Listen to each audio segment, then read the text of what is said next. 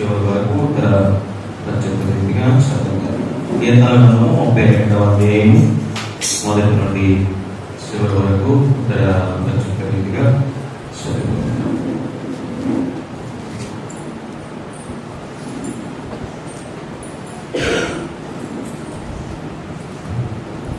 ఈ పరిశుద్ధ దినముగా ఏర్పాటు చేయబడిన ఉత్తర ప్రత్యేకంగా కీర్తన గ్రంథము 32వ అధ్యాయము మొదటి నుంచి చివరి వరకు చదువుతున్నాం. తన అతిక్రమములకు పరిహారం పొందినవాడు, తన పాపములకు ప్రాయశ్చిత్తం పొందినవాడు ధన్యుడు.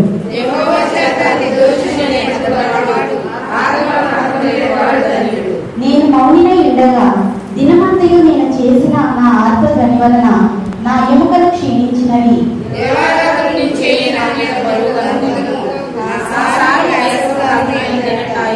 నా దోషమును కప్పుకొనగా నీ ఎదుట నా పాపమును ఒప్పుకొంటిని. యెహోవా సన్నిధిని నా అతిక్రమమును ఒప్పుకొనుకొంటిని. నీవు నా పాప దోషమును పరిహరించి ఉన్నావు.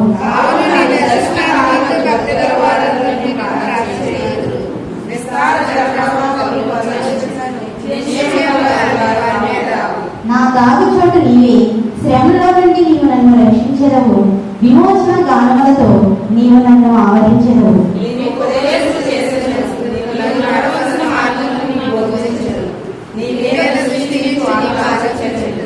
బుద్ధి జ్ఞానము లేని గుర్రం వలనైనను కంచెల గాడిద వలనైనను మీరు ఉండకుడి.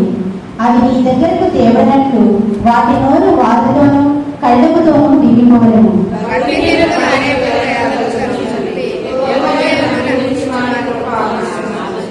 నీతిమంతులారా యెహోవాను బట్టి సంతోషించండి, ఉల్లసించుడి. యథార్థ హృదయులారా మీరందరూ ఆనందగానం చేయండి. దేవుని పరిశుద్ధ వాక్యం.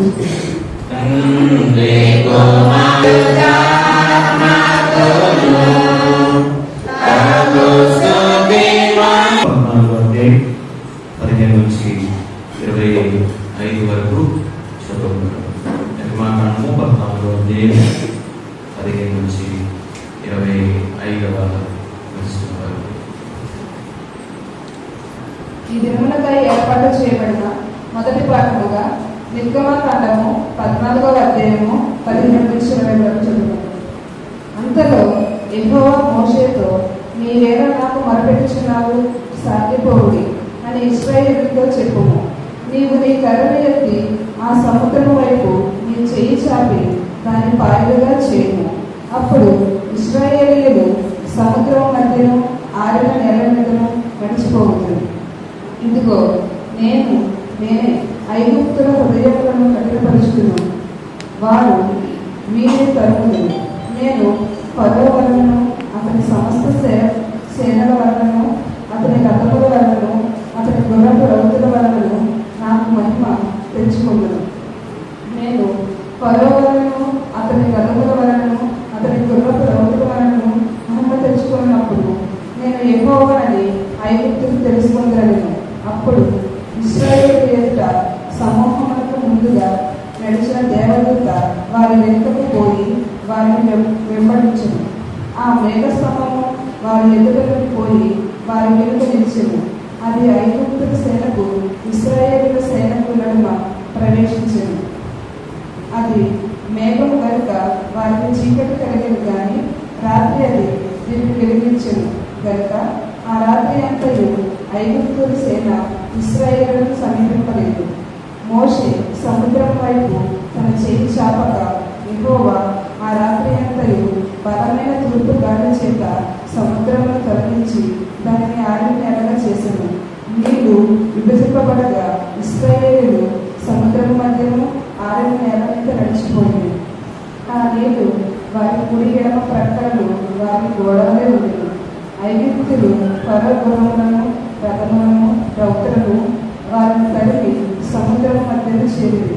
అయితే వేకువజామున యెహోవా ఆ అగ్ని మేఘమయమైన స్తంభము నుండి ఐగుప్తుల దండులను చూచి ఐగుప్తుల దండును కలవరపరిచి వారి రథచక్రాలను ఊడిపడినట్లు చేయక వారు కష్టపడి తోడుచుండేది.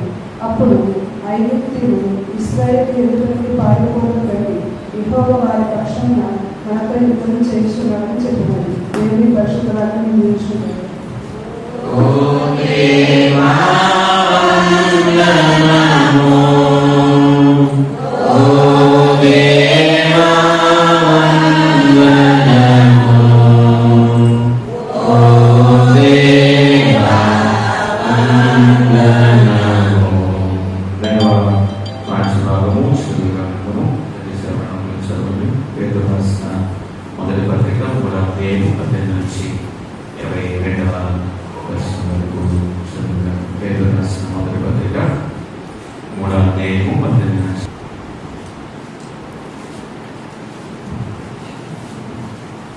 పేతురు రాసిన మొదటి పత్రిక 3వ అధ్యాయము 18వ వచనం నుంచి 22వ వచనం.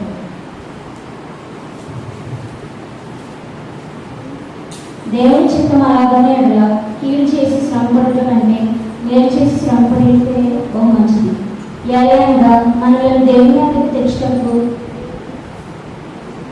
ఆ నీతిమంతుల కొరకు నీతిమంతులైన క్రీస్తు శరీర విషయములలో చంపబడి ఆత్మ విషయములలో బ్రతికింపబడి పాపముల విషయములలో ఒకసారి శ్రమపడాడు.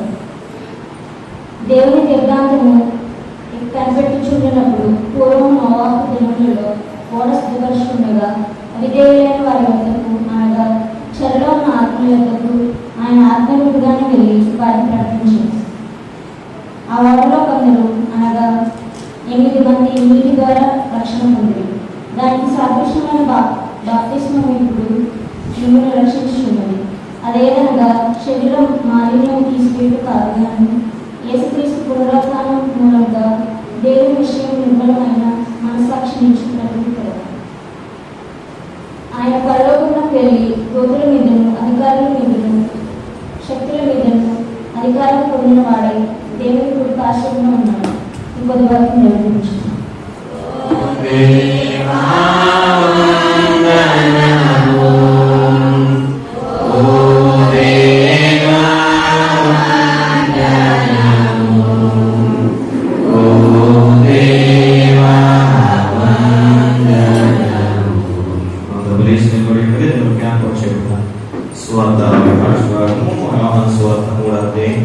మొదటి నుంచి 8వ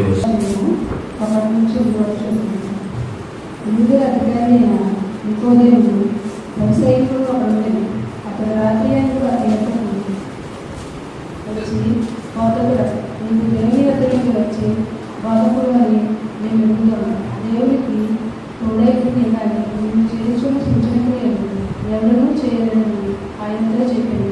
అందుకు యేసు అతనితో ఒక మొదటగా జన్మించుకునే కానీ అతను దేవుని రాజ్యం చూడాలని నీతో నిశ్చయంగా చెప్పుచున్నాను.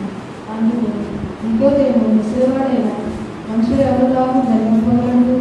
రెండవ వారు తల్లి గర్భమందు ప్రవేశించి జన్మింపగలరా అని ఆయన అడగగా యేసు ఇట్లనే ఒకడు వీటి మూలంగాను ఆత్మ మూలంగాను జన్మించనే కానీ దేవుని రాజ్యంలో ప్రవేశపడని నీతో నిశ్చయంగా చెప్పుచున్నాను. శరీరం మూలంగాను జన్మించినది శరీరము ఆత్మ మూలంగా జన్మించినది ఆత్మీయమైన విన్నది.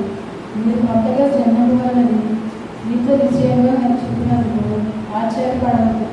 గాలి తన ఇష్టమైన చోటని విసిరింది. మీరు దాని శబ్దం వినే కానీ అది ఎక్కడి నుండి వచ్చినో ఎక్కడికి పోవడం మీకు తెలియదు. ఆత్మ మూలంగాను జన్మించదే కానీ జన్మించింది. ప్రతివాడు అలాగే ఉన్నాడని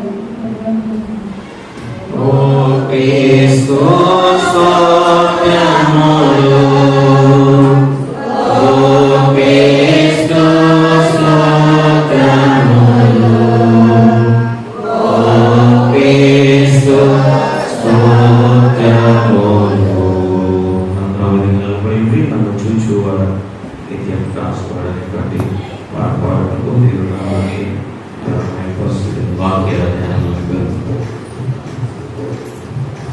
నన్ను చూచువాడా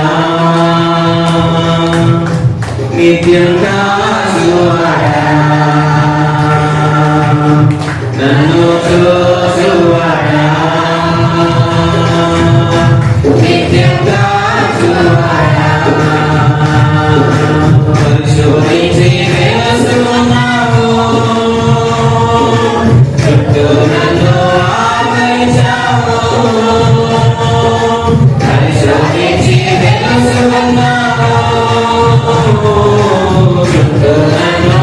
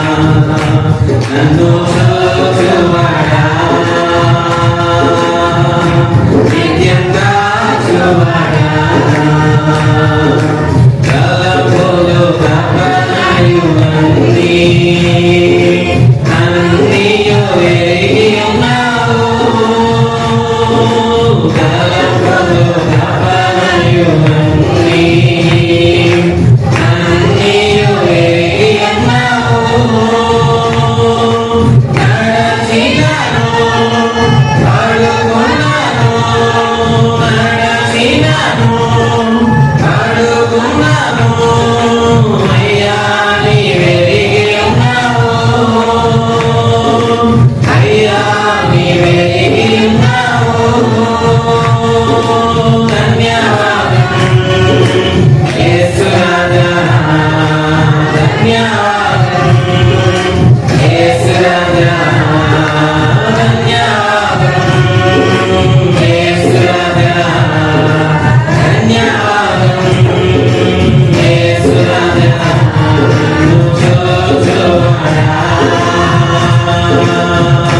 నిత్యంగా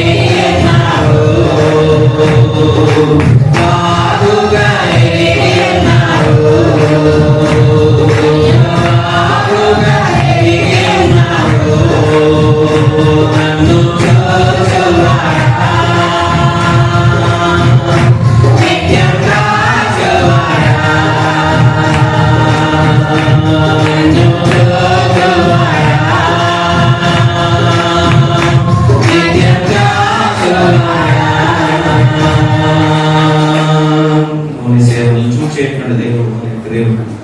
మన బాధల్లో, మన యొక్క కష్టాల్లో ఉన్నటువంటి ప్రతి ఒక్క ఇరుకులు, ఇబ్బందులు, మనం చేసేటువంటి ప్రతి ఒక్క ప్రయాణంలో, మన యొక్క అవసరాలన్నింటిలో కూడా దేవుడు తోడుగా ఉంటారు.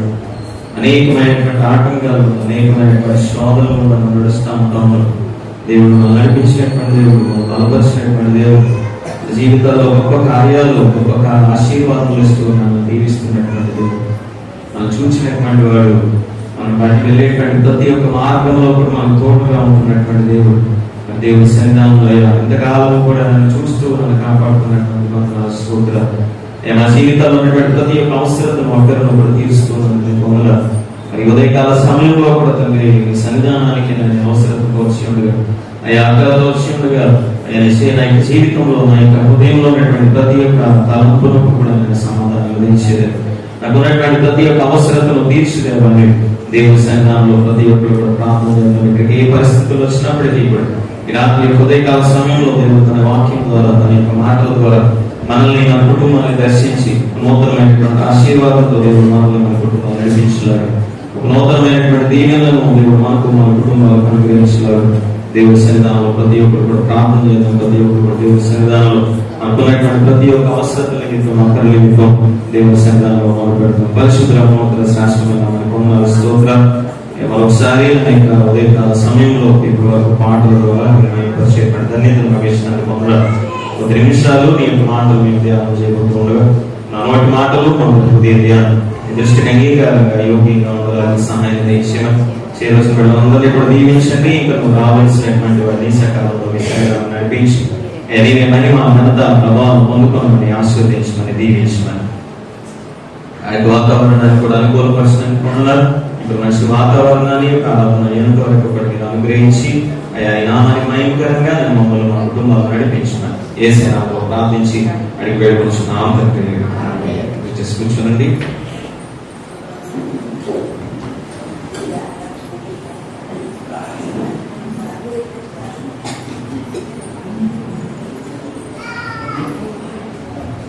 ఒకసారి చేరవలసిన సంఘమందరికీ కూడా ప్రభు యేసుక్రీస్తు నామములో హృదయపూర్వక వందనాలు తెలియజేస్తున్నాను. దేవుని మహాకృపను బట్టి ఒక ముందుగా తెలియజేస్తా ఉంటాము. గడిచిన వారం అంతట్లో కూడా దేవుడు మమ్మల్ని మన కుటుంబాన్ని కాపాడాడు, సంరక్షించాడు.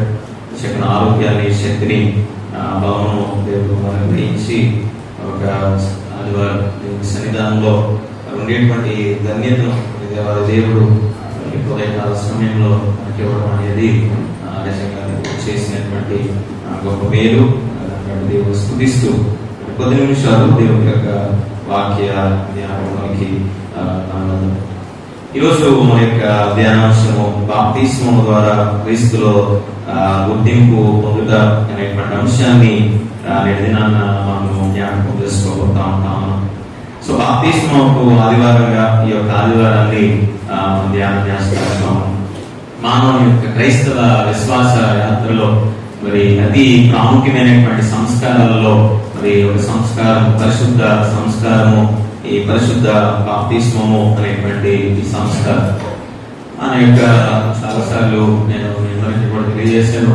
స్వాస్యం సంఘాలలో మరి 7 రకాల సంస్కారాలు అంటే మన యొక్క దాంట్లో పరిశుద్ధ బాప్తిస్మము అలాగే పరిశుద్ధ సమవర్తపు ఆరాధన అలాగే పరిశుద్ధ నిర్ధారణ అనేటువంటి 3 ప్రాముఖ్యమైనటువంటి పరిశుద్ధ కార్యాలు అది మన యొక్క ప్రొటెస్టెంట్ సంఘాల్లో ప్రాముఖ్యంగా దీన్ని ఏర్పాటు చేసుకోవడం అనేది, ధ్యానం చేయడం అనేది మనం చూస్తూ ఉంటాము. సో ప్రతి ఒక్క విశ్వాసి యొక్క జీవితంలో కూడా మరి ఒక నూతనమైనటువంటి స్థితిలో తన జీవితాన్ని మార్చుకోవడానికి, ఒక నూతనమైనటువంటి రీతిలో బాప్తిస్మము పొంది మరి క్రీస్తులో ఏకమై ఆయన మరణంలో పొందడానికి బాప్తిస్మము అనేటువంటి ఈ పరిశుద్ధ సంస్కారం అనేది చాలా ప్రాముఖ్యము అనేటువంటి విషయాన్ని క్రైస్తవ సంఘము మరి క్రైస్తవ విశ్వాస లోకం అనేది దినాన్న మరి విశ్వసిస్తా ఉన్నట్టుగా మనం చూస్తూ ఉంటాము. ఈ ఉదయకాల సమయంలో మనకి ఇవ్వబడినటువంటి ఆ ధ్యానాంశంలో వచ్చి బాప్తిస్మం అనేది క్రీస్తులో ఒక నూతనమైనటువంటి గుర్తింపు. సో మనిషిగా ఈ లోకంలో ఉన్నటువంటి ప్రతి ఒక్క వ్యక్తికి కూడా ఏంటి అంటే ఒక గుర్తింపు అనేది అవసరం. ప్రతి ఒక్క వ్యక్తి కూడా గుర్తింపును కోరుకునేటువంటి వాడుగా ఉంటాడు. నేను ఎవరిని అనేటువంటి ఆలోచన ఒక ప్రశ్న అనేది వస్తూ ఉంటా ఉన్నప్పుడు, లేక నాకు చెందిన వారు వీళ్ళు, ఇదిగో నేను పలానా వ్యక్తిని, నేను పలానా ఉద్యోగిని, లేదా నేను పలానా స్థానంలో ఉన్నటువంటి వాడిని, లేదా నాకంటూ ఈ యొక్క హోదా ఉంటా ఉంది, నాకంటూ ఈ యొక్క ఉద్యోగం ఉంటా ఉంది, నాకంటూ ఈ కులం ఉంటా ఉంది, మతం ఉంటా ఉంది, నా తండ్రి అనేటువంటి గుర్తింపు, నా కుమారుడు అనే గుర్తింపు. సో రకరకాల గుర్తింపులు ఈ లోకంలో మనం చూస్తూ ఉంటాం. ఏ కుటుంబానికి చెందినటువంటి వాడు అనే గుర్తింపును మనం చూస్తూ ఉంటాం. ఒక వ్యక్తిని మనం చూసినప్పుడు ఇతను పలానా కుటుంబానికి చెందినటువంటి వాడు, అతనుకున్న గుర్తింపు ఏంటి అంటే, ఒక వ్యక్తి పోలీస్ స్టేషన్లో కనబడతా ఉన్నప్పుడు అతని గుర్తింపు ఏంటంటే ఇతను పోలీస్, ఒక డాక్టర్ గా కనబడతా ఉన్నప్పుడు డాక్టర్ అనేటువంటి గుర్తింపు. సో మనిషిగా ఈ లోకంలో ఉన్నటువంటి ప్రతి ఒక్క వ్యక్తికి కూడా ఒక గుర్తింపు కలిగినటువంటి వాడు, గుర్తింపు అనేది అవసరం తప్పనిసరి. ఒక వ్యక్తిని గురించి చెప్పాలి అంటే, ఆ వ్యక్తి గురించి వివరించాలి అంటే, ఆ వ్యక్తి ఎవరు అనేది మనుషులకు ఎదుటి వారికి తెలియజేయాలి అంటే, ఆ వ్యక్తి యొక్క నేపథ్యం తెలియజేయాలన్నా, ఏం తెలియజేయాలన్నా ఆ వ్యక్తి యొక్క జీవితానికి తప్పనిసరిగా ఏముండాలంటే గుర్తింపు అనేది ఉండాలి. మరి ఈరోజు క్రైస్తవ విశ్వాస జీవితంలో కూడా ఒక ముఖ్యమైనటువంటి ప్రశ్న ఏంటి అంటే, నేను క్రీస్తులో ఎవరు అనేటువంటి విషయాన్ని మనకు దేవుని దగ్గర ఎలాంటి గుర్తింపు అనేది ఉంటాము, దేవుని దగ్గర మన యొక్క గుర్తింపును కూడా మనం కాపాడుకునేటువంటి వారిగా ఉంటారు. క్రైస్తవుని అనేటువంటి చెప్పుకునేటువంటి ఆ పేరులో గుర్తింపు అనేది ఏమి ఉండదు, కానీ బాప్తిస్మం అనేటువంటి ఆ కార్యక్రమం ద్వారా, ఆ బాప్తిస్మం ద్వారా క్రీస్తుతో మన సంబంధాన్ని లేదా మనకు ఉన్నటువంటి ఆ పాత జీవితాన్ని విడిచిపెట్టి ఒక నూతన జీవితాన్ని క్రీస్తుతో ప్రారంభించడం ద్వారా మనం బహిరంగంగా ప్రకటించేటువంటి ఒక విశ్వాసపు గుర్తింపు నేడిన ప్రతి ఒక్క క్రైస్తవుడు కూడా తన జీవితంలో పొందుకునేటువంటి వారుగా ఉంటారు. సో బాప్తిజం అంటే ఏదో కేవలం నీటిలో ఉంచడం కాదు. బాప్తిజం అంటే కేవలం ఏదో ఒక ఆచారం కాదు. బాప్తిజం అంటే కేవలం ఏదో చర్చలో సభ్యత్వాలు పొందుకోవడానికో లేదా మెంబర్షిప్లు పొందుకోవడానికో లేదా ఒక అధికారాన్ని పొందుకోవడానికో వివాహాలు చేయించుకోవడానికో తీసుకునేటువంటి ఒక నామమాత్రపు కార్యం ఏమాత్రం కూడా కానే కాదు. నేటిదిన బాప్తిజం అనేది ఈ లోకంలో మనం చూస్తా ఉన్నాం. ఎక్కువగా ప్రొటెస్టెంట్ సంఘాల్లో మనం జ్ఞాపకం చేసుకుంటా ఉన్నప్పుడు మెంబర్షిప్లు అనేవి కడతా ఉంటాం. నాకంటే అంత బాధ దోలా ఏమీ లేదు, కానీ మిగతా సంఘాలు మిగతా చోట్ల అటువైపు వెళ్తా ఉన్నప్పుడు ఎక్కువ శాతం ఏంటి అంటే బాప్తిజం అనేది దేనికోసం తీసుకుంటారంటే అర్జెంట్గా మెంబర్షిప్ పెట్టేయాలి, సంఘంలో పెత్తనం చేసేది, సెక్రటరీగా కూర్చోవాలి, పెద్దగా కూర్చోవాలి, ఇక నేను చెప్పింది అందరైనా నేను చెప్పినట్టు అందరూ నడుచుకోవాలి, ఇటువంటి ఆలోచనలు కంటే. సో బాప్తిజం సర్టిఫికేట్ ఉంటేనే తప్ప అతని చేత మెంబర్షిప్ అనేది కట్టించుకోవడం కేవలం ఏంటి అంటే మెంబర్షిప్ కోసం బాప్తిజం తీసుకునేటువంటి సందర్భాలు చూస్తాం. మనం కూడా మన యొక్క సంఘాల వైపు లేదా మన యొక్క ఈ యొక్క గ్రామీణ సంఘాల్లో మనం చూస్తూ ఉంటా ఉన్నప్పుడు మన దగ్గర ఎలాంటి పరిస్థితులు ఉంటాయంటే ఎవరికైనా వివాహం అవుతుంటే అర్జెంట్ అయితే ముందు బాప్తిజం ఇచ్చేయండి, తర్వాత మిగతా సంగతులు ఉంటే చూస్తూ ఉంటాం. అంటే బాప్తిజం అనేది దినాన సమాజంలో ఏమైపోయిందంటే కేవలం ఒక మెంబర్షిప్ల కోసము లేదా ఒక సేవకుడిని లేదా ఒక వివాహం కోసం మాత్రమే, లేదా కొంతమంది ఆ బీసీసీ సర్టిఫికేట్ ద్వారా లేదా బీసీసీ అనేటువంటి ఆ యొక్క కార్యం ద్వారా లేదా ఆ యొక్క కుల ధృవీకరణ పత్రాల ద్వారా కాలేజీల్లో వాటిల్లో లేదా హాస్పిటల్స్ లో సిఎంసి లాంటి హాస్పిటల్లో కాలేజీలో సీట్ల కోసం ఇలాంటి వాటి కోసం అర్జెంట్ గా బాప్తిజం తీసుకొని ఆ బాప్తిజం సర్టిఫికేట్ అందులో పెడితేనే తప్ప అతను అంగీకరించినటువంటి పరిస్థితులు దినాన సమాజంలో ఉంటా ఉన్నాయి. కాబట్టి చాలా సార్లు ఏం చేస్తా ఉందంటే వాటి కొరకు ప్రయత్నాలు చేసేటువంటి వారు కానీ దినాన బాప్తిజం అనేది ఒక ఆచారం కాదు. బాప్తిజం అనేది ఏదో ఒక సాంప్రదాయం మాత్రం కూడా కానీ కాదు. బాప్తిజం అనేది ఏదో అధికారం కోసమో లేదా వివాహం కొరకు లేదా బాధ్యతలను లేదా మరొకదాన్ని పొందుకోవడం కోసం చేసేది ఏమాత్రం కూడా కాదు. కానీ బాప్తిజం ద్వారా నువ్వు బహిరంగంగా ఏం ప్రకటిస్తా ఉన్నావు అంటే నేను క్రీస్తుని నా సొంత రక్షకుడిగా నేను అంగీకరిస్తా ఉంటాను. సో హృదయంలో నుంచి వచ్చేటువంటి మార్పు బాప్తిజం ఉంటుంది. హృదయం నుంచి రావాల్సినటువంటి ఒక గొప్ప మార్పు ఈ బాప్తిజం అనేటువంటి కార్యక్రమం. మన దినాన్ని మన యొక్క జీవితాల్లో ఈ బాప్తిజం అనేటువంటి ఈ యొక్క ప్రాముఖ్యమైనటువంటి దినాన్ని నేను పాత జీవితానికి చెందినటువంటి వాడిని కాదు, నేను క్రీస్తుతో ఒక నూతన జీవితాన్ని నేను ప్రారంభించాను అనేటువంటి ఒక గుర్తింపును ఈ బాప్తిజం ద్వారా మనము మన కుటుంబాలు ఈ లోకంలో చూపించేటువంటివిగా ఉండాలి అనేటువంటి విషయాన్ని దినాన్న దేవుడు మనకు తెలియజేస్తూ ఉంటా ఉన్నాడు. మరి ఉదయకాల సమయంలో 3 రకాల ప్రశ్నలకు దినాన్న కొద్ది మాటలు మనం జ్ఞాపకం చేసుకున్నాం. మొట్టమొదటిగా బాప్తిజం అంటే ఏంటి, మరి దాని యొక్క అర్థమో లేదా దాని యొక్క చారిత్రక నేపథ్యాన్ని మనం జ్ఞాపకం చేసుకుంటా ఉన్నప్పుడు బాప్తిజం అనగా బాప్టైజో అనేటువంటి ఒక గ్రీక్ పదం చేసిన దాని యొక్క అర్థం ఏంటంటే ఉంచడము లేదా ఉంచబడుట లేదా శుద్ధీకరించుట లేదా ఆ నీటితో శుభ్రం చేయుట అనేటువంటి ఒక అర్థాన్ని ఇస్తా ఉంటాం. అంటే నీటితో ఒక అనుబంధాన్ని సంబంధాన్ని కలిగినటువంటిదిగా ఈ బాప్తిజం అనేటువంటి కార్యము మనం చూస్తూ ఉంటాం. అంటే బాప్తిజంలో పైకి కనబడేటువంటి ఒక బాహ్యరూపకమైనటువంటి లేదా పైకి కనబడేటువంటి ఒక స్వభావం ఏంటంటే నీటితో బాప్తిజం తీసుకునేటువంటి వ్యక్తిని ఏం చేస్తారు, శుద్ధీకరిస్తారు. మనం కూడా ఎవరికైనా బాప్తిజం చేస్తామని చెప్తా ఉంటాం, తల దడవలేదు, ముఖం దడవలేదు, ముగ్గు దడవలేదు, ఇంకా ముంచండి అని అంటూ ఉంటారు చాలా సార్లు. సో ముంచడం అనేది బాప్తిజం.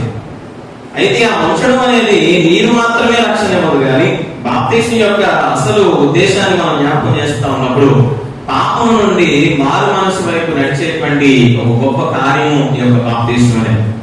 నీటిలో ఉంచబడి తిరిగి లేపబడటం అనేది ఆ బాహ్య సంబంధమైనటువంటి రూపాన్ని లేదా బాహ్య సంబంధమైనటువంటి విధానాన్ని తెలియజేసేది మాత్రమే కాదు, కానీ ఆ యొక్క బాప్తిజం ద్వారా ఉంచబడి తిరిగి లేపబడడం ద్వారా క్రీస్తుపై విశ్వాసంలోను, క్రీస్తుతో ఒక నూతనమైనటువంటి ఐక్యతలోను, క్రీస్తుతో ఒక నూతనమైనటువంటి జీవితంలోను తన యొక్క విశ్వాస జీవితాన్ని, తన యొక్క భక్తి జీవితాన్ని, తన యొక్క నూతన జీవితానికి ఒక ఆరంభంగా ఆ ముంచి లేపబడతా అనేటువంటి విధానం అనేది మనం జ్ఞాపకం చేసుకోవాల్సినటువంటి వారమే ఉంటాం. అందుకే యేసు క్రీస్తు వారు కూడా యోహాను సువార్త మనం చదివినటువంటి ఆ భాష భాగాల్లో 3వ అధ్యాయం 5వ వచనంలో ఉంటాడు కదా, ఒకడు నీటి మూలముగాను ఆత్మ మూలముగాను జన్మించకపోతే దేవుని రాజ్యంలో ఏం చేయలేకపోయాడంట, ప్రవేశించలేదు. దేవుని రాజ్యంలో నేను ప్రవేశించాలి అంటే ఆ బాప్తిస్మం అనేటువంటి ఆ రక్షణ కార్యంలో నేను తప్పనిసరిగా ఏం పొందాలి, పాలుపొందులు పొందినటువంటి వ్యక్తిగా నేను తప్పనిసరిగా ఉండాలి. మన ఆత్మ అనేది దేవుని దగ్గర తిరిగి జన్మించేదిగా ఉండాలి తప్పనిసరిగా. మన పాత జీవితం అనేది పూర్తిగా మనం విడిచిపెట్టేటువంటి వారిగా ఆ పాత స్వభావాన్ని, ఆ పాత జీవితాన్ని మన జీవితాల్లో విడిచిపెట్టి ముందుకు నడిచేటువంటి వ్యక్తిగా తప్పనిసరిగా ఉంటూ ఉండాలి. నికోదేముతో మాట్లాడుతూ ఉన్నాడు ఆ మాటలు యోహాను సువార్త 3వ అధ్యాయం. ఆ నికోదేము అనేటువంటి వ్యక్తి సాధారణమైనటువంటి వ్యక్తి కాదు. అతను ఒక పరిసేయుడు, అతను ఒక యూదుల నాయకుడు. నికోదేము అనేటువంటి వ్యక్తి ధర్మశాస్త్రం పట్ల ఒక చక్కని పరిజ్ఞానం ఉన్నటువంటి వ్యక్తి, జ్ఞానాన్ని కలిగినటువంటి వ్యక్తి నికోదేము అనేటువంటి వాడు. ఏదో సాధారణమైనటువంటి వ్యక్తి కాదు. బాప్తిస్మం తీసుకోనగానే సరే నువ్వు చెప్తున్నావు కదా తీసేసుకుంటానని నీటిలో మునగడానికి సిద్ధపడినటువంటి వ్యక్తి ఏమాత్రం కూడా కాదు. ఒక మతపరమైనటువంటి జ్ఞానాన్ని కలిగినటువంటి వాడు నికోదేము. అక్కడ ఉన్నటువంటి ప్రజలందరిలో కంటే చాలా జ్ఞానవంతమైనటువంటి వ్యక్తి నికోదేము. కానీ యేసుతో చెప్తున్నటువంటి మాట ఏంటి అంటే, యేసు ఆయనతో చెప్తున్నటువంటి మాట, నువ్వు తప్పనిసరిగా కొత్తగా జన్మించాలి అని అడుగుతా ఉంటావు. అప్పుడు అతని యొక్క జీవితంతో దేవుడు మాట్లాడుతున్నటువంటి విషయం ఏంటంటే, నువ్వు యోధా మతంలో ప్రావీణ్యతను సంపాదించుకున్నప్పటికీ కూడా, యోధా మతంలో గొప్ప జ్ఞానవంతుడు అయినప్పటికీ కూడా నీ మతం అనేది మాత్రం నిన్ను రక్షించదు. నీ జీవితం అనేది ఏం చేయాలి, మార్చబడేదిగా ఉండాలి. దేవుడి లోపల మన నుంచి కోరుకునేది ఏంటి అంటే కేవలం మతపరమైనటువంటి గుర్తింపు మాత్రమేగా. ఇతను క్రైస్తవురాలు అనేటువంటి గుర్తింపు అనేది మనకి ఏ మాత్రం కూడా సరిపోదు ఈ లోపల. ఆ నికోదేముతో తెలియజేస్తున్నటువంటి మాట, నికోదేము జ్ఞానం ఉంది, నికోదేము ధర్మశాస్త్రం తెలుసు, నికోదేము అన్ని విషయాల్లో కూడా గుర్తింపు, యూదుడు అనేటువంటి గుర్తింపును కలిగినటువంటి వాడు నికోదేము, జ్ఞానవంతుడు అనేటువంటి గుర్తింపును కలిగినటువంటి వాడు నికోదేము, ఒక నాయకుడు అనేటువంటి గుర్తింపును కలిగినటువంటి వాడు నికోదేము. కానీ యేసు క్రీస్తు వారు ఆ గుర్తింపు సరిపోతాయా, నీకు కావాల్సింది ఏంటి అంటే నూతన జన్మ అనేటువంటి గుర్తింపు నీ జీవితంలో తప్పనిసరిగా ఆత్మ మూలముగా, నీటి మూలముగా తిరిగి తన జీవితాన్ని మార్చుకుంటేనే తప్ప, ఆ నూతన జన్మ అనేది అవసరం అనేది తెలుసుకుంటేనే తప్ప, ఆ నూతన జన్మను పొందుకుంటేనే తప్ప నీ జీవితం అనేది దేవుని రాజ్యంలో ప్రవేశించు. యూదుడు అయినప్పటికీ, క్రీస్తు దేశస్థుడు అయినప్పటికీ, నువ్వు స్త్రీ అయినా పురుషుడైనా ఎవరైనప్పటికీ ఏ భేదము లేదు. అందరూ దేవుని రాజ్యంలో చేరాలి అంటే, ఆ పాపం నుంచి విడిపించబడాలి అంటే నూతన జన్మ అనేది తప్పనిసరిగా అవసరము అనేటువంటి విషయాన్ని నేటి దినాన దేవుడికి తెలియజేస్తా ఉంటాము. సో ఆ నికోదేమును కోరుతున్నటువంటి రీతిగా, ఆ నికోదేముతో మాట్లాడుతున్నటువంటి రీతిగా ఇక్కడ ఉన్నటువంటి మన యొక్క జీవితాలు కూడా, నేను కూడా క్రైస్తవుని, నా తండ్రి క్రైస్తవుడు, నా తాత క్రైస్తవుడు, వారి యొక్క ముత్తాతలు క్రైస్తవులు, మనందరికీ కూడా దేవుని యొక్క జ్ఞానం ఉంది, మనందరికీ కూడా దేవుని యొక్క వాక్యం అంటే ఏంటో తెలుసు. మనందరం కూడా క్రైస్తవులమే, మనందరం కూడా క్రైస్తవ కుటుంబంలో పుట్టినటువంటి వాళ్ళమే, మనందరం కూడా దేవుని యొక్క రాజ్యంలో, దేవుని యొక్క మార్గంలో అన్ని తెలిసినటువంటి వాళ్ళమే. సో ఈ గుర్తింపు అనేది కేవలం నేను క్రైస్తవుని కదా అనేటువంటి గుర్తింపు, నేను క్రైస్తవ కుటుంబంలో పుట్టాను కదా అనేటువంటి గుర్తింపు, నేను ఒక క్రైస్తవ సంఘానికి వెళ్తా ఉన్నాను కదా, ఒక క్రైస్తవుడిగా దేవుడి మార్గంలో నేను నడుస్తా ఉన్నాను కదా అనేటువంటి గుర్తింపు ఈ లోపల ఏమాత్రం కూడా సరిపోదు. సో నీ యొక్క తల్లిదండ్రులు ఒకవేళ రక్షించబడి ఉండొచ్చేమో, అంత మాత్రాన ఆ క్రైస్తవ కుటుంబంలో నేను పుట్టినంత మాత్రాన వారి యొక్క రక్షణ మన జీవితానికి ఏమాత్రం కూడా సరిపోదు. సో మనం రక్షించబడాలి, మనము ఒక నూతన జీవితాన్ని మనము మన కుటుంబాలు ప్రారంభించాలి. నీ గుర్తింపు అనేది నీ కుటుంబం ద్వారా కాదు, నీ గుర్తింపు అనేది నీ వెనకాల ఉన్నటువంటి తల్లిదండ్రుల ద్వారా కాదు, మన గుర్తింపు అనేది మన వెనకాల ఉన్నటువంటి పరిస్థితుల ద్వారా కాదు. మన గుర్తింపును మన నుంచే దేవుడు ఏం చేస్తా ఉన్నాడు, వాడుకుంటా ఉన్నాడు.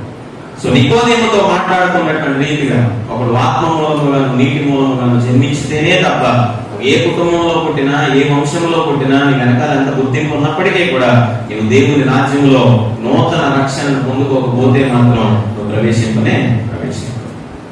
సో ఈరోజు మన యొక్క జీవితాల్లో బాప్తిస్మం అనగా అది తిరిగి లేపబడటం, ఉంచబడటం, కడగబడటం ద్వారా లేదా ఉంచబడటం ద్వారా మన యొక్క జీవితాలను, మన పాత జీవితాన్ని, మన గత జీవితాన్ని పూర్తిగా విడిచిపెట్టి అయ్యా నేను క్రీస్తులో ఒక నూతన జీవితాన్ని పొందాను అనేటువంటి గుర్తింపును మనం ఎప్పుడైతే పొందుకుంటాం, దేవుడు అది మన నుంచి క్రీస్తు కోరుకునేటువంటి ఒక నిజమైనటువంటి మార్పు. రెండవ విషయాన్ని మనం జ్ఞాపకం చేసుకుంటా ఉన్నప్పుడు, బాప్తిస్మం అనేది మన యొక్క జీవితాల్లో పాత జీవితానికి ఒక ముగింపునిస్తూ ఒక కొత్త జీవితానికి ఏం చేస్తాము అంటే ఆరంభాన్ని మరిస్తా ఉన్నట్టుగా మనం చూస్తాం. రోమీయులకు రాసిన పత్రికలో 6వ అధ్యాయం 4వ వచనాన్ని మనం చదువుతా ఉన్నప్పుడు ఒక మాట పౌలు భక్తుడు తెలియజేస్తా ఉన్నాడు. మనం బాప్తిస్మం వలన ఆయనతో కూడా ఏం చేయబడ్డామంట, పాతి పెట్టబడితే మరణమే తిరిగినటువంటి మాట మనం చదువుతూ ఉంటాం. 6వ అధ్యాయం మనము బాప్తిస్మం వలన మరణంలో పాలు పొందుటకై ఆయనతో కూడా మనం ఏం చేయబడ్డాము, పాతి పెట్టబడితే అనేటువంటి విషయాన్ని మనం చూస్తూ ఉంటాం. బాప్తిస్మం అనేది మన యొక్క జీవితాల్లో ఏంటి అంటే పాత జీవితానికి పూర్తి మరణాన్ని తెలియజేసేది. అంటే మన పాత జీవితాలు పూర్తిగా ఏం చేయబడాలంటే పూర్తిగా మరణించేవిగా ఉండాలి. పూర్తిగా మన పాత జీవితాలు ఈ లోకంలో పాతి పెట్టబడేవిగా ఉంటూ ఉండాలి తప్పనిసరి. మనిషి యొక్క జీవితంలో నీటిలో మునడము లేదా నీటిలో ఉంచడము లేదా ఉంచడం అనేది ఏదో బాహ్య సంబంధమైనటువంటి శరీరాన్ని తలదాడం లేదు, వెంట్రుకలు దాడడం లేదు, లేకపోతే చెవులు దాడడం లేదు అనేటువంటి స్థితిలో కాదు. మనకు తడవాల్సింది లేదా మన యొక్క జీవితాల్లో మార్చబడాల్సింది ఏంటి అంటే మనలో ఉన్నటువంటి మన పాత జీవితం అనేది పూర్తిగా ముగింపును పొందుకునేదిగా ఉండాలి తప్పనిసరిగా. పాత మనిషి అనేటువంటి వాడు ఏమైపోవాలంటే చనిపోయేటువంటి వాడిగా ఉండాలి లోకంలో. ఆ పాత మనస్తత్వాన్ని లోకంలో పూర్తిగా తీసివేసేటువంటి వ్యక్తిగా ఉండాలి. నీటిలో దిగడం అనేది ఒక మరణంలోనికి నీవు నేను ఇచ్చేటువంటి పాలు పంపులు పొందడం అనేటువంటి రీతిలో ఉండాలి మన జీవితాల్లో బాప్తిస్మము అనేటువంటి కార్యక్రమంలో. ఆ పాత జీవితాన్ని విడిచిపెట్టి ఒక నూతన జీవితాన్ని నీటిలోంచి తిరిగి లేపబడడం అనేది ఒక నూతన జీవితాన్ని మన యొక్క జీవితాల్లో ప్రతిబింబించేదిగా ఉండాలి తప్పనిసరిగా ఈ యొక్క మన యొక్క విశ్వాసపు జీవితాలు. సో ఒకసారి లేపబడిన తర్వాత, ఒకసారి మునిగి లేపబడిన తర్వాత మన యొక్క జీవితాల్లో నా పాత స్వభావం అనేటువంటిది, నా పాత జీవితం అనేది నా మీద యజమానిగా ఉండకూడదు. ఎప్పుడు నా పాత స్వభావం అనేది, నా పాత జీవితం అనేది ఎప్పుడు కూడా నా మీద అజమాయిషీ చేసేదిగా ఉండకూడదు. క్రీస్తు యొక్క యజమానుడిగా, క్రీస్తుని యజమానుడిగా కలిగినటువంటి జీవితాన్ని మన జీవితాల్లో మనం కలిగి జీవించేటువంటి వారిగా ఉండాలి తిరిగి లేకపోయినటువంటి తర్వాత. నా పాపం అనేది, మనలో ఉన్నటువంటి పాపం అనేది మన గుర్తింపుగా ఉండకూడదు. ఒకసారి బాప్తిస్మం తీసుకున్న తర్వాత ఆ పాత జీవితంలో ఉన్నటువంటి పాపమే మన గుర్తింపుగా ఉండకూడదు. మళ్ళీ అదే పాపంలో, మళ్ళీ అదే దోషంలో, మళ్ళీ అదే రకమైనటువంటి ఆలోచనలో మన జీవితాలు ఎన్నడూ కూడా ఉండకూడదు. మన యొక్క జీవితం, మన గతం అనేది, మన యొక్క గతం అనేది మన భవిష్యత్తును నిర్ణయించేదిగా ఉండకూడదు. గతంలో ఏ పరిస్థితుల్లో అయితే ఉన్నాం, గతంలో ఏ మార్గంలో అయితే నడిచాము, గతంలో ఎలాంటి మాటలను అయితే మాట్లాడాము, అదే స్థితిలో మళ్ళీ దేవుని చేత తిరిగి లేపబడిన తర్వాత, తిరిగి ఒక నూతన జీవితాన్ని ప్రారంభించిన తర్వాత మళ్ళీ అది మన భవిష్యత్తును అదే స్థితిలో నిర్ణయించేది ఎన్నడూ కూడా లోకంలో ఉండకూడదు. సో కేవలం మనకు ఉండాల్సినటువంటి గుర్తింపు ఆ పాత జీవితాన్ని విడిచిపెట్టి ఒక నూతన జీవితాన్ని సంపాదించుకున్న తర్వాత నేను క్రీస్తుకు చెందిన వాడిని అనేటువంటి గుర్తింపు తప్ప మన పాత గుర్తింపులు కానీ, మన పాత వ్యవస్థలు కానీ, పాత విధానాలు కానీ, ఆ పాత జీవితంలో ఉన్నటువంటి ఆలోచనలు కానీ, క్రియలు కానీ, ఆ పాత జీవితంలో ఉన్నటువంటి స్వభావములు కానీ ఏది కూడా మనల్ని వెంటాడేవిగా. సో ఒక నూతన గుర్తింపు ఉండాలి మన యొక్క జీవితంలో. ఒక నూతన గుర్తింపు అనేది మన కుటుంబాల్లో తప్పనిసరిగా మన కుటుంబాలు కలిగి ముందుకు కొనసాగేటువంటి వారుగా ఉండాలి. సో పాత వాటిని పూర్తిగా విడిచిపెట్టేటువంటి స్థితిని మన జీవితాల్లో కలిగి ఉంటాం. ఈరోజు మనం చదువుకున్నటువంటి మొట్టమొదటి పాఠ్యభాగం నిర్గమాకాండము 14వ అధ్యాయంలో ఎర్ర సముద్రాన్ని దాటినటువంటి ఆ గొప్ప సంఘటన అనేది ఆ నిర్గమాకాండంలో మనం చూస్తా ఉంటాం. అద్భుతమైనటువంటి సంఘటన. ఎన్నడూ కూడా ఇశ్రాయేలీయులు అలాంటి ఒక కార్యాన్ని ఎన్నడూ కూడా చూడనటువంటి సంఘటన ఈ యొక్క 14వ అధ్యాయంలో ఈ నిర్గమాకాండంలో మనం చూస్తూ ఉంటాం. చాలా సంవత్సరాల పాటు ఇశ్రాయేలీయులు బానిసత్వంలో ఉంటా ఉన్నారు. అనేక సంవత్సరాలు బానిసలుగా, పట్టు బానిసలుగా వారి పాత జీవితం అనేది వెనక్కి తిరిగి చూసుకుంటా ఉన్నప్పుడు చాలా భయంకరమైనటువంటి రీతిలో ఉంది. దాదాపు 400 పైగా సంవత్సరాలు కఠినమైనటువంటి వెట్టి చాకరీ చేసుకుంటూ మరి ఒక యజమానుడి కింద ఫరో లాంటి ఒక భయంకరమైనటువంటి రాజ్యం కింద భయంకరమైన పరిస్థితుల్లో ఉన్నారు, బానిసత్వం కింద ఉన్నారు.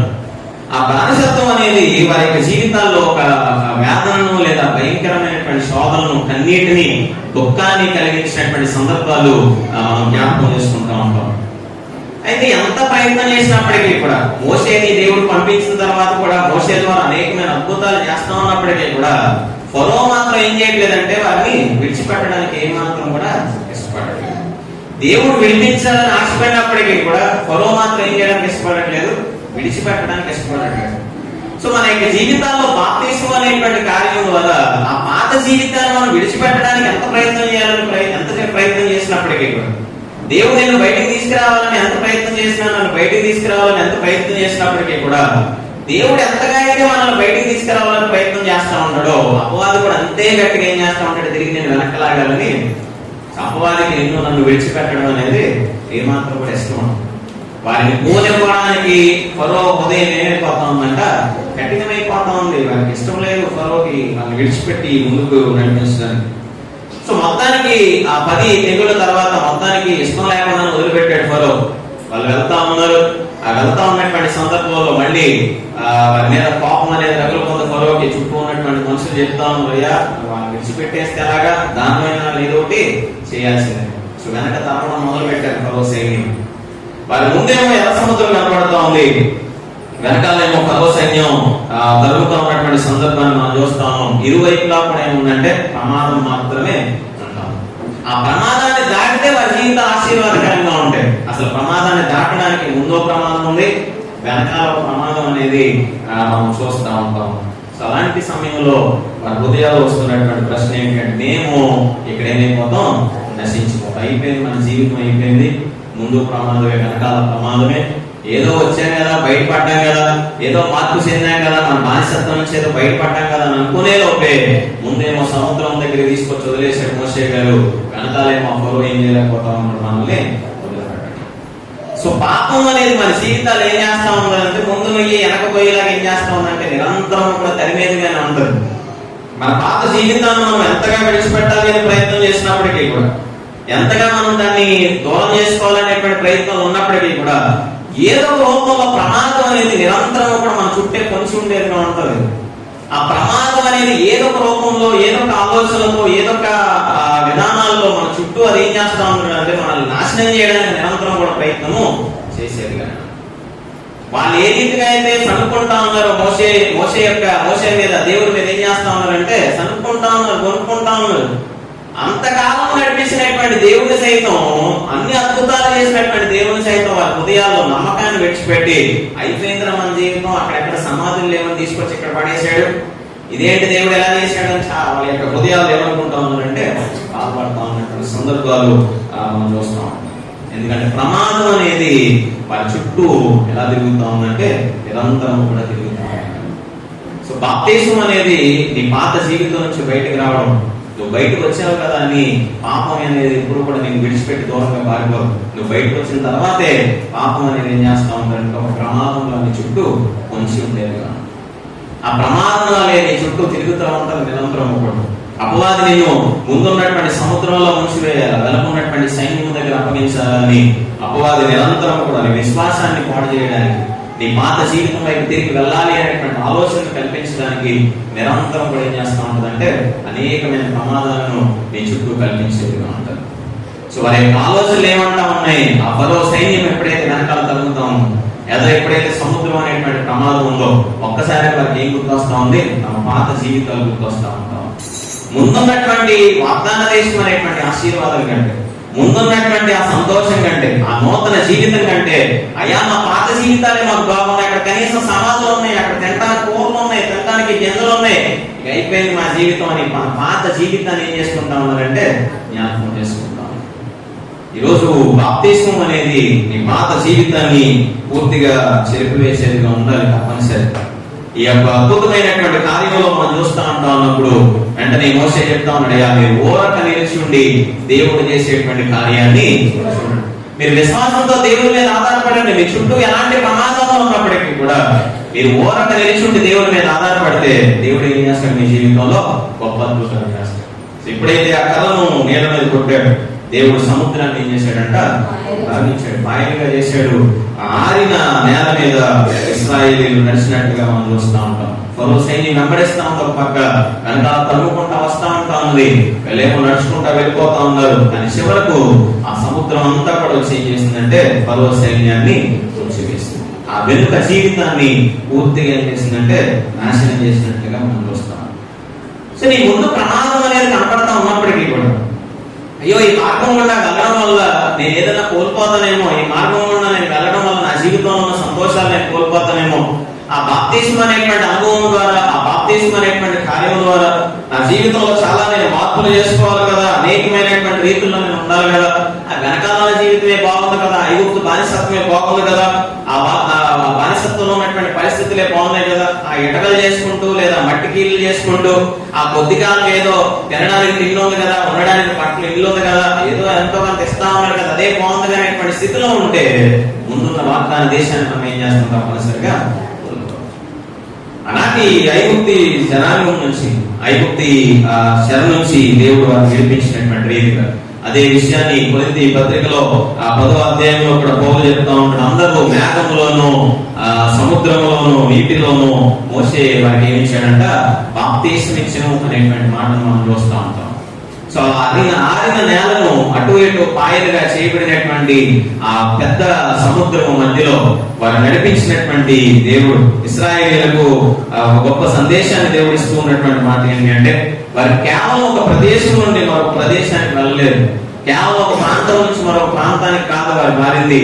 వారి యజమాని మారిపోయాడు సముద్రాన్ని దాటిన తర్వాత, వారి యొక్క గుర్తింపు మారిపోయింది సముద్రాన్ని దాటిన తర్వాత, వారి పరిస్థితులు మారిపోయినాయి సముద్రాన్ని దాటిన తర్వాత, వారి విశ్వాస జీవితాలు మారిపోయినాయి సముద్రాన్ని దాటిన తర్వాత. సముద్రం దాటక ముందు వారి యొక్క గుర్తింపు ఏంటి అంటే బానిసత్వం. సముద్రం దాటక ముందు వారి గుర్తింపు, వారి యజమాని ఎవరు అంటే ఎవరు. సముద్రం దాటక ముందు వారి పరిస్థితులు ఏంటి అంటే కఠినమైనటువంటి బ్రిటిషర్లు. కానీ సముద్రం దాటిన తర్వాత వారి వాగ్దాన దేశం అనేది వారు ముందుకు వచ్చిన తర్వాత, ఆ బాప్తిస్మాన్ని పొందుకున్న తర్వాత నూతనమైనటువంటి జీవితాన్ని, ఒక నూతనమైనటువంటి ఆ విశ్వాస యాత్రను వారు కొనసాగించినటువంటి విధానం అనేది మనం జ్ఞాపకం చేసుకుంటాం. సో ఆ పాత జీవితం వైపు చూస్తూ ఉన్నంత కాలంలో కూడా, ఆ పాత బానిసత్వం వైపు చూస్తూ ఉన్నంత కాలంలో కూడా, ఆ పాత యజమానులను చూస్తూ ఉన్నంత కాలం కూడా వారి హృదయాల్లో భయం అనేది ఉంటా ఉంది, కలవరం అనేది ఉంటా ఉంది. అయిపోయింది మన జీవితం అనేటువంటి ఒక నిస్సహాయ స్థితి అనేది కనపడతా ఉంటాం. కానీ ఎప్పుడైతే దేవుడు ఒక అద్భుతమైనటువంటి రీతిగా సముద్రాన్ని దాటించాడు, సముద్రం దాటిన తర్వాత వారి నూతన జీవితం అనేది ఒక నూతన గుర్తింపుగా పూర్తిగా మారిపోయినటువంటి విధానాన్ని మనం జ్ఞాపకం చేసుకుంటాం.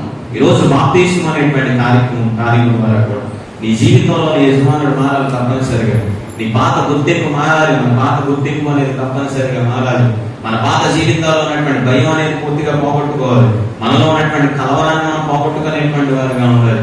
మనలో ఉన్నటువంటి దిగులను మనం పోగొట్టుకునేటువంటి వారిగా ఉండాలి.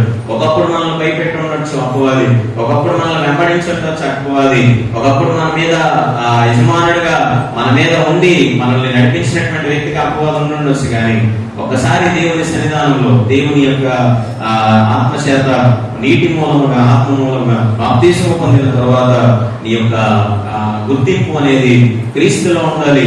నీ గుర్తింపు అనే యజమానుడు అనేటువంటి వాడు క్రీస్తు అయి ఉండాలి. సంఘమునకు శిరస్సు ఎవరు అంటే క్రీస్తు. సో దేవుని శిరస్సుగా కలిగినటువంటి వ్యక్తిగా మన జీవితాలు మార్చబడితే కనుక ఆ ముందున్నటువంటి పరిస్థితుల్లో ఎన్ని ఆటంకాలు ఎదురైనా, ఎన్ని ఇబ్బందులు ఎదురైనా, ఎలాంటి శోధనలు ఎదురైనప్పటికీ, అది ఆకలైనా, దుఃఖమైన, అది దాహమైన, లేదా ఎరుకో లాంటి గోడలైనా, అర్థం లాంటి పరిస్థితులైనా దేవుడు నడిపించకుండా తీసుకెళ్లాడే తప్ప దేవుడు మనకు అన్నడు కూడా విడిచిపెట్టాడు. ఎందుకంటే ఒక నూతన జీవితాన్ని, ఒక నూతన గుర్తింపును వారు ప్రారంభించినటువంటి విధానం అనేది వారి జీవితాల్లో నూతన స్థితిని ఇచ్చినట్లుగా మనం చూస్తూ ఉంటాం.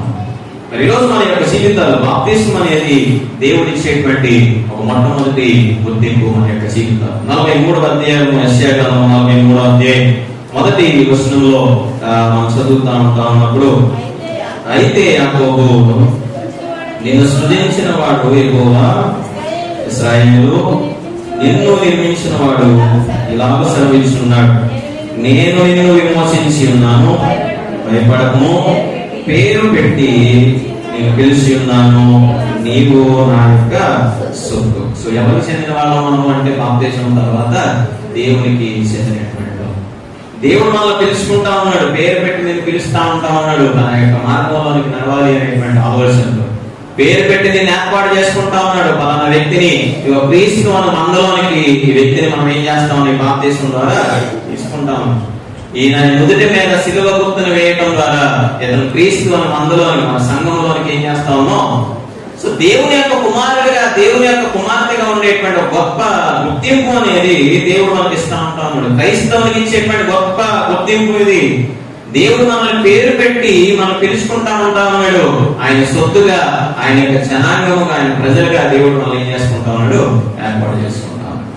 ఒకసారి దేవుడు మనం పిలుచుకున్న తర్వాత మన గుర్తింపు అనేది మన ఉద్యోగమో లేదా మన యొక్క వ్యాపారమో లేదా మన యొక్క స్థానము, మనకున్నటువంటి స్థితో లేదా మనకున్నటువంటి పదవో లేదా మనకున్నటువంటి సామాజిక పరమైనటువంటి స్థాయి, కులమో ధనమో లేదా భాష ప్రాంతమో అనేటువంటిది కాదని దేవుడు ఏమని చెప్తా ఉన్నాడంటే, నీవు నా వాడవు అనేటువంటి ఆ గుర్తింపు తప్ప, నీవు నా మనిషివి అనేటువంటి గుర్తింపు తప్ప మరొక పదవో లేదా మరొక విధానమో మరొక గొప్ప స్థానాన్నో దేవుడు అక్కడెక్కడ మనకు తెలియజేయలేదు.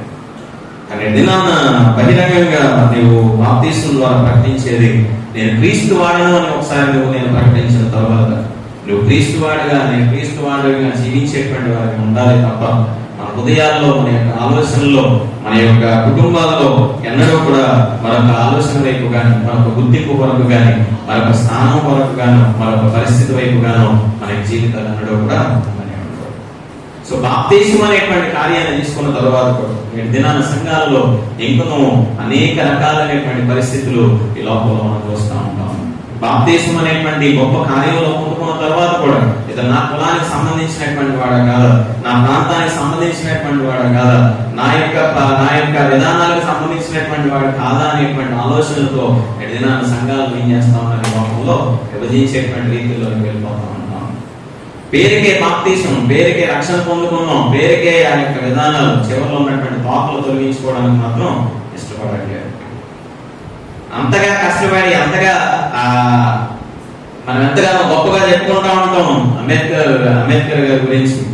అంత కష్టపడింది ఎందుకంటే మనలో ఉన్నటువంటి, మన పైన ఉన్నటువంటి వారు మనం ఏదో చేస్తా ఉంటే వారి యొక్క బానిసత్వం నుంచి, వారికి ఉన్నటువంటి పరిస్థితుల నుంచి, వారి స్థితిగతుల నుంచి ఆ చివర మనకు తగిలించినటువంటి ప్రతి ఒక్క తోపను తొలగించి మనకంటే ఒక స్థానాన్ని అందించారు. అనంతా బానే ఉంది. బయట ఉన్నటువంటి వాళ్ళందరూ మనం గౌరవిస్తా ఉంటా ఉన్నారు. బయట ఉన్నటువంటి సమాజం అంతా కూడా నేను చూసి భయపడతా ఉన్నారు. ఎందుకంటే ఆ యొక్క రాజ్యాంగం నీ చేతిలో ఉన్నటువంటి రాజ్యాంగం అన్నాడు. సో మొత్తం అంతా బయట అంతా బాగానే ఉంది. ఆ వివక్ష అనేది లేదా వ్యతిరేకత అనేది లేదా వ్యత్యాసం అనేది మనం నాటి దినాన్న క్రైస్తవ లోకం ఎక్కడ తీసుకొచ్చి పెట్టింది అంటే సంఘంలో పెట్టింది. అసలు ఈ రోజు ఈ స్థితిలో మనం ఉన్నాము అంటేనే దేవుడు మనకి ఇచ్చినటువంటి ధన్యత. ఒకప్పుడు బానిసత్వంలో ఉన్నటువంటి వారిని రాజులుగా అయ్యేటువంటి భాగ్యాన్ని దేవుడు మనకి ఇస్తే మన పాత స్థితిని మనం జ్ఞాపకం చేసుకోకుండా, మన పాత స్థితిలో మనం ఏ రీతిగా ఉన్నామో అనేటువంటి విషయాన్ని గుర్తించుకోకుండా నేటి దినాన్న ఆ గుర్తింపులతో లేదా రకరకాల వ్యత్యాసాలతో నేటి దినాన్ని లోపల ఏం చేస్తా ఉన్నారంటే సంఘమును విభజించేటువంటి విధానాలు లోకాల్లో మనం చూస్తూ ఉంటాం. రేపు పలానా పాస్టర్ గారు మనం రెడ్డోడు అంటే అక్కడికి వెళ్ళిపోదాం, పలానా పాస్టర్ గారు మనం మాదిగోడు అంటే అక్కడికి వెళ్ళిపోదాం, పలానా పాస్టర్ మనం నాలుగు అంటే అక్కడికి వెళ్ళిపోదాం, పలానా పాస్టర్ బీసీలో మారాడంటే అక్కడికి వెళ్ళిపోదాం, పలానా పాస్టర్ గారు నాయుడు అంటే అక్కడికి వెళ్ళిపోదాం. ఇలాంటి పరిస్థితులు ఇంకా బాప్తిస్మం పొందుకున్నాం, రక్షణ పొందుకున్నాం, దేవుని రాజ్యాన్ని, దేవుని యొక్క నామాన్ని వెతుకుతాను, నా గుర్తింపు నేను క్రైస్తవుని అని చెప్పుకుంటూ చివరి ఉన్నటువంటి దాన్ని మాత్రం వదిలిపెట్టాడు. సో దేవుడు కోరుకునేటువంటి గుర్తింపు అది కాదు. నువ్వు క్రైస్తవుడు అంటే నువ్వు దేవుని కుమారుడివి, దేవుని కుమార్తెవి అంతే. ఈ నాలుగు గోడల మధ్యలో అయినప్పటికీ, బయట అయినప్పటికీ కూడా ఒక క్రైస్తవుడిగా గుర్తింపు పొందిన తర్వాత నీలో ఎటువంటి వ్యత్యాసం, నాలో ఎటువంటి వ్యత్యాసాలు మాత్రం చూపించేటువంటి వాడు. ఎందుకంటే మన అందరినీ కూడా పిలుచుకున్నటువంటి వాడు ఒకటి. నీ దేవుడు ఒక్కడే, ఆయనే నిన్ను నన్ను పిలుచుకున్నాడు పేరు పెట్టి. మనం ఎవరి సొత్తు అంటే కేవలం దేవుని సొత్తు.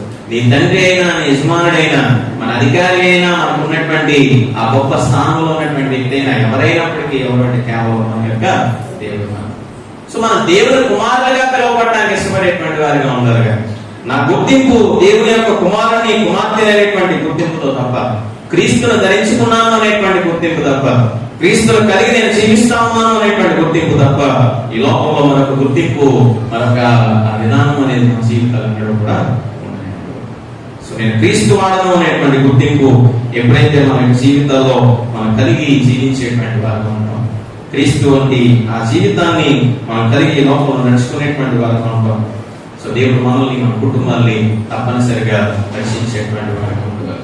పేతురు రాసిన మొదటి పత్రికలో 3వ అధ్యాయం 18-22 వచనాల్లో మనం చూస్తూ ఉంటాం. అప్పుడు క్రీస్తు కూడా నీతిమంతుడే, నీతిమంతుల కొరకు ఏం చేయబడ్డాడంట?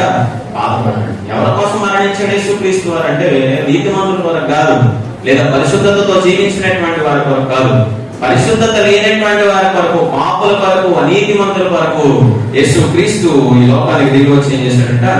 బాధించబడ్డాడు. సో దేవుడు చెప్తున్నటువంటి మాట ఏంటంటే క్రీస్తు కూడా ఒకసారి పాపములతో శ్రమపడి అనీతిమంతుల కొరకు నీతిమంతుడుగా ఉండి మనలను దేవుని యొద్దకు చేర్చుటకై ఆయన ఏం చేయబడ్డాడంట? చంపబడము అనేటువంటి మాట మనం చూస్తున్నాం. అంటే మనల్ని అక్కడికి నడిపించడానికి ఆయన ఏం చేస్తా ఉన్నాడంటే కష్టపడతా ఉంటా ఉన్నాడు. మనకు దేవునితో పాటు ఒక గుర్తింపునివ్వడానికి ఆయన కష్టపడతా ఉన్నాడు. ఆయన చంపబడ్డాడు, ఆయన హింసించబడ్డాడు, నిందించబడ్డాడు, అవమానించబడ్డాడు, ఆయన మరణానికి అప్పగించబడ్డాడు, ఆ సిలువ వేయబడ్డాడు, భయంకరమైన శ్రమల గుండా నడిచాడు, ఆయన పునరుద్ధరణుడై తిరిగి లేచాడు. సో బాప్తిస్మం యొక్క సత్యం ఏంటి అంటే అదే, సో మన పాత జీవితం అనేది మరణించాలి. క్రీస్తు మన కొరకు మరణించినటువంటి రీతిలో మన పాత జీవితం అనేది పూర్తిగా విడిచిపెట్టాలి. ఎందులో అయిన అవమానాలైనా మనల్ని దేవుని దగ్గరికి చేర్చడానికి ఈ కుమారుడు ఈ లోకంలో పడినటువంటి శ్రమను మనం జ్ఞాపకం చేసుకుంటూ ఆ మరణంతో, సమాధితో, పునరుద్ధానంతో మన జీవితాలు కూడా బాప్తిస్మం ద్వారా మన పాత జీవితాన్ని పూర్తిగా మరణింపజేసేటువంటి వారిగా మనము మన కుటుంబాలు ఉండాలి. తప్పనిసరిగా ఆ పునరుద్ధానం అనేటువంటి కార్యం ద్వారా, తిరిగి లేపబడేటువంటి ఆ కార్యం ద్వారా మన పాత జీవితం నుంచి పూర్తిగా విడిచిపెట్టి ఒక నూతన జీవితంతో, ఒక నూతన స్వభావంతో ఈ లోకంలో మనము మన కుటుంబాలు తిరిగి జన్మించేటువంటి వారుగా, జన్మించేటువంటి వారుగా మనము మన కుటుంబాలు ఉండాలి అనేటువంటి విషయాన్ని దేవుడు మనకు తెలియజేస్తా ఉంటా ఉంటాడు. ఈ ప్రపంచం అంతా ఒకవేళ ప్రమాదంతో నిండిపోయినటువంటిదిగా కనబడతా ఉండవచ్చు. ఆ నోవాహు కాలంలో వలె కావచ్చు, లేదా ఆ ఫరో సైన్యము వెనకాల తరుగుతూ ఉన్నప్పుడు ఎదురున్నటువంటి సముద్రం వలె కావచ్చు. సో ప్రపంచం అంతా కూడా పాపంతో నిండిపోయింది.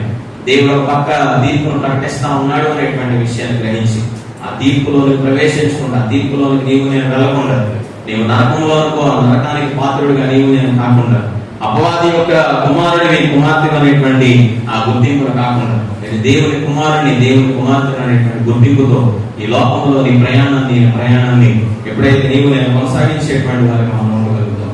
ప్రపంచం అంతా ఎటు వెళ్తా ఉన్నప్పుడు నీ చుట్టూ ఉన్నటువంటి ప్రజలు దేవుని విడిచిపెట్టి జీవించేటువంటి వారుగా ఉంటా ఉన్నప్పుడు నీ విశ్వాసాన్ని జాగ్రత్తగా కాపాడుకుంటూ నీ పాత జీవితాన్ని పూర్తిగా మనం విడిచిపెట్టి దేవుని యొక్క మాటకు విధేయతను చూపిస్తూ దేవుని యొక్క మాట ప్రకారం జీవిస్తూ మన రక్షణ వాడు మనం జాగ్రత్తగా సిద్ధపాటు చేసుకుంటే కనుక దేవుడు తప్పనిసరిగా మనల్ని, మన కుటుంబాన్ని ఆయన రాజ్యంలో చేర్చుకునేటువంటి వాడుగా ఉండగలుగుతాడు. సో నోవాహు యొక్క కాలంలో అదే మనం చూస్తూ ఉన్నాం. అతని విశ్వాసం అనేది విధేయతగా మారింది. ఒక నూతన జీవిత ప్రారంభం కొరకు 120 సంవత్సరాల పాటు ఏం చేశాడంటే దేవుని కుమారుడిగా, దేవుని కుటుంబంగా పిలువబడటానికి తనకు తానుగా ఏం చేసుకున్నాడంటే విధేయతను చూపించాడు. లోకమంతా నిందించుండొచ్చు, లోకమంతా హేళన చేసి ఉండొచ్చు నోవాహుని. లోకమంతా కూడా వీడేంటి అలా తిరుగుతా ఉన్నాడు, మేమంతా ఇంతగా సంతోషిస్తా ఉంటే వీడేంటి దేవుడు అంటా ఉన్నాడని లోకమంతా ఒకవేళ హేళన చేస్తుండొచ్చు. నాకు గుర్తింపు నేను దేవుని కుమారుణ్ణి అని పిలిపించుకోవడానికే ఇష్టపడింది తప్ప నేను లోకస్తుని అని పిలిపించుకోవడానికి ఇష్టపడలేదు. అదే గుర్తింపు మొత్తంలో విశ్వాసాన్ని నింపింది, అదే గుర్తింపు మొత్తంలో విధేయతను నింపింది, అదే గుర్తింపు అతను వాడను సిద్ధపాటు చేయడానికి గొప్ప శక్తిని, సామర్థ్యాన్ని ఇచ్చింది. అదే గుర్తింపు అతను రక్షించింది, తన కుటుంబాన్ని రక్షించింది, అనేకమైనటువంటి జంతువులను, పక్షులను, ఒక సృష్టిని రక్షించేటువంటి ధన్యతను మరి ఇచ్చినట్టుగా మనం చూస్తూ ఉంటాం. ఈరోజు మన యొక్క గుర్తింపు కూడా అదేగా ఉండాలి. ఈ బాప్తిస్మం అనేది నీ యొక్క జీవితానికి, నా యొక్క జీవితానికి కూడా నేను క్రీస్తు కుమార్తెను, క్రీస్తు యొక్క కుమారుని, నేను దేవుని యొక్క బిడ్డను అనేటువంటి గుర్తింపు, దేవుని రాజ్యానికి నేను వారసులని అనేటువంటి గుర్తింపును మనకి ఇచ్చేదిగా ఉండాలి. అనేటువంటి గుర్తింపుతో మన పాత జీవితాన్ని విడిచిపెట్టి నూతన జీవితంతో దేవుని విధేయతగా జీవిస్తూ దేవుని కుమారులుగా, దేవుని యొక్క కుమార్తెలుగా ఎన్ని కష్టములు, ఇబ్బందులు, ఆటంకాలు ఎదురైనప్పటికీ కూడా దేవుడు తప్పనిసరిగా వాగ్దానం చేశాడు, దేవుడే చూసుకుంటాడు, దేవుడే దీన్ని దాటిస్తాడు అనేటువంటి నమ్మకంతో, విశ్వాసంతో దేవుడి కార్యాల కొరకు ఎదురు చూస్తూ దేవుడి రాజ్యంలో స్థానాన్ని సంపాదించుకునేంత ఆ నమ్మకత్వాన్ని మనము మన కుటుంబాలు ఈ లోకంలో కలిగి జీవించాలి అని మనస్ఫూర్తిగా ప్రార్థిస్తూ, పాత అలవాట్లు, పాత పాపము లేదా పాత ద్వేషము, పాత స్వార్థము వీటన్నింటినీ కూడా విడిచిపెట్టి నవీన స్వభావంతో, నూతన జీవితంతో దేవుని కుమారుడిగా కుమార్తెగా ఉండేటువంటి ఆ గుర్తింపుతో ఈ లోకంలో దేవుని పిల్లలుగా అందరం కూడా పిలువబడాలని మనస్ఫూర్తిగా ప్రార్థిస్తూ ఈ కొద్ది మాటలు ముగిస్తా ఉన్నాను. దేవుడి కొద్ది మాటలు మనం ఎన్నికలు ఆస్వాదించడం కాక మేము ప్రార్థన చేసుకున్నాం. వచ్చినట్లయితే ప్రార్థన చేసుకుంటాం. పరిశుద్ధ స్తోత్ర. బాప్తిస్మం అనేది కేవలం సామాన్యమైనటువంటి కార్యక్రమంగా కాకుండా అయ్యా మా జీవితాలకు గొప్ప వడంబడికగా, మా జీవితాల్లో నీవు ఇచ్చినటువంటి గొప్ప కార్యముగా అయ్యా జ్ఞాపకం చేసుకుంటూ నీటిలోనికి దిగడం మాత్రమే కాదు కానీ అయ్యా నీ హృదయ లోతుల్లోనికి మేము దిగేటువంటి వారిగా, జీవించేటువంటి వారిగా ఉండాలి అనేటువంటి విషయాన్ని ఏదో కేవలం ఉంచబడి తిరిగి లేపబడటం మాత్రమే కాదు కానీ ఒక కొత్త జీవితంలో లోకంలో మేము నడిచేటువంటి వారిగా ఉండాలి అనేటువంటి విషయాన్ని, క్రైస్తవులు అనేటువంటి పేరు కాదు, క్రీస్తు యొక్క స్వభావాన్ని మేము కలిగి నూతన స్వభావంతో పాత జీవితాన్ని విడిచిపెట్టి ఈ కుమారులుగా కుమార్తెలుగా ఈ లోకంలో నడవాలి అనేటువంటి గొప్ప అమాలను తెలియజేసినటువంటి విధానం పెట్టుకున్న స్తోత్రాలు. బాప్తిస్మం అనేటువంటి కార్యం ద్వారా అయ్యా అది మా గతాలను పూర్తిగా కడిగివేసి క్రీస్తులో ఒక నూతన గుర్తింపును మాకు ఇచ్చేదిగా ఉండేలాగా సహాయం దయచేయాలని చేస్తున్నాను. అయ్యా మా పాత జీవితాన్ని విడిచిపెట్టి ఒక నూతన స్థితిలో, ఒక నూతన కృపలో అయ్యా మేము మా కుటుంబాలు నడిచేటువంటి ధన్యతలో ఉండడానికి సహాయం దయచేయాలి. మీ పిల్లలుగా మా మాటల్లో, మా ప్రవర్తనలో, అయ్యా మా కుటుంబాలలో, మా పరిస్థితులలో అయ్యా నూతనమైనటువంటి మార్పును నేను చూపిస్తూ నడిచేటువంటి వారు ఉండడానికి సహాయం దయచేయాలి. ఎర్ర సముద్రం మధ్య ఇశ్రాయేలును నడిపించి వారికి ఒక నూతన గుర్తింపునిచ్చినటువంటి రీతిగా అయ్యా భయంకరమైనటువంటి ప్రళయం మధ్యలో నోవాహు యొక్క కుటుంబాన్ని రక్షించి ఒక నూతన గుర్తింపును ఇచ్చినటువంటి రీతిగా అయ్యా నికోదేము అన్ని తెలిసినటువంటి జ్ఞానవంతుడే, అప్పటి వరకు యూదుడు అనేటువంటి గుర్తింపు చాలు అనుకున్నటువంటి వ్యక్తికి ఆత్మ మూలంగా, నీటి మూలంగా తిరిగి జన్మిస్తేనే తప్ప నువ్వు దేవుని రాజ్యంలో ప్రవేశించలేవు అనేటువంటి ఒక నూతన గుర్తింపునిచ్చినటువంటి రీతిగా ఈరోజు మా జీవితాలకు, మా కుటుంబాలకు అటువంటి నూతన గుర్తింపును, నూతన ఆశీర్వాదము దయచేసి అయ్యా ప్రతి రోజు కూడా తండ్రి మా జీవితాలు ఈ లోకంలో గొప్ప సాక్ష్యములుగా ఉండాలని సహాయం దయచేయమని, దీవించమని, ఆశీర్వదించమని. ఇది కేవలం ఆచారం కాదు, నువ్వు ఇచ్చినటువంటి ఆజ్ఞ అయ్యా, నువ్వు ఇచ్చినటువంటి గొప్ప కార్యము, దాని ద్వారా మా జీవితాలు మార్చుకోవడానికి మీరు చేసినటువంటి గొప్ప త్యాగము అని గ్రహించుకోండి తండ్రి. ఆ నీతిమంతులుగా మేము ఇంకా కూడా జీవించుకుంటాం, నీతిమంతులుగా తీర్చబడేటువంటి ఆ బాప్తిస్మము ద్వారా అయ్యా నీ రక్షణ కార్యంలోనికి పాల్పొందులు పొందే భాగ్యాన్ని మాకు, మా కుటుంబాలకు దయచేయమని, దీవించమని, ఆశీర్వదించమని. చేరొచ్చిన ప్రతి ఒక్క బిడ్డలో పేరు ఆశీర్వదించి నడిపించమని క్రీస్తు నామములో ప్రార్థించి అడిగి వేడుకొచ్చున్నాము తండ్రి.